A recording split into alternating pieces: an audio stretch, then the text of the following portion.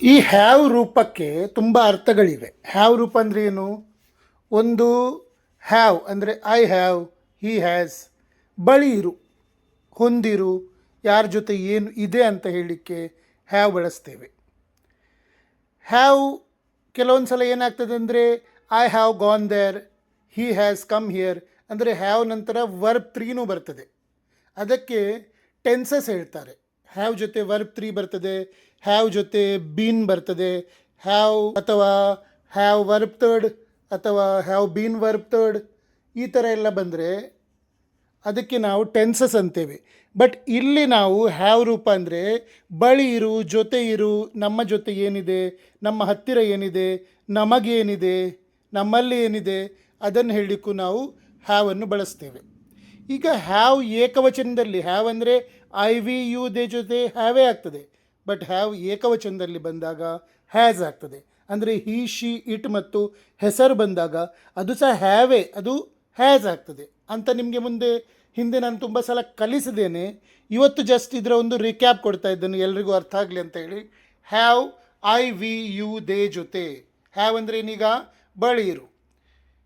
ನನ್ನ ಬಳಿ ಇದೆ, ನನಗೆ ಇದೆ, ಐ ಹ್ಯಾವ್. ಐ ಹ್ಯಾವ್ ಅಂದರೆ ಏನು? ನನ್ನ ಬಳಿ ಇದೆ, ನನಗಿದೆ.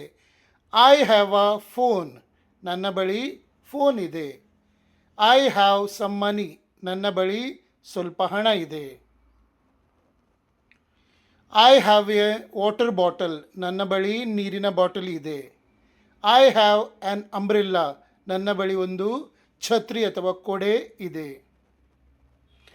ಐ ಹ್ಯಾವ್ ಯುವರ್ ಕೀಸ್, ನನ್ನ ಬಳಿ ನಿನ್ನ ಕೀಲಿಗಳು ಇವೆ. ಐ ಹ್ಯಾವ್ ಅ ಲ್ಯಾಪ್ಟಾಪ್, ನನ್ನ ಬಳಿ ಲ್ಯಾಪ್ಟಾಪ್ ಇದೆ. ಐ ಹ್ಯಾವ್ ಎ ಹೆಡೇಕ್, ನನಗೆ ತಲೆನೋವಿದೆ. ಐ ಹ್ಯಾವ್ ಸಮ್ ಡೌಟ್, ನನಗೆ ಸ್ವಲ್ಪ ಅನುಮಾನ ಇದೆ.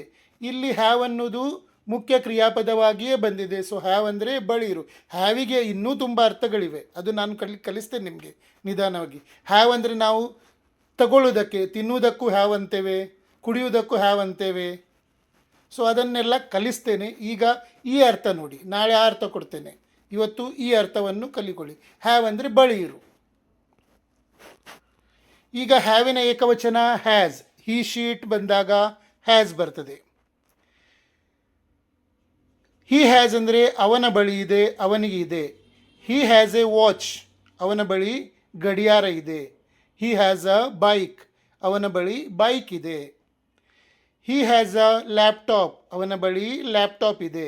ಹಿ ಹ್ಯಾಸ್ ಅ ಕೋಲ್ಡ್, ಅವನಿಗೆ ಶೀತ ಇದೆ. ಹಿ ಹ್ಯಾಸ್ ಎ ಹೌಸ್, ಅವನಿಗೆ ಒಂದು ಮನೆ ಇದೆ.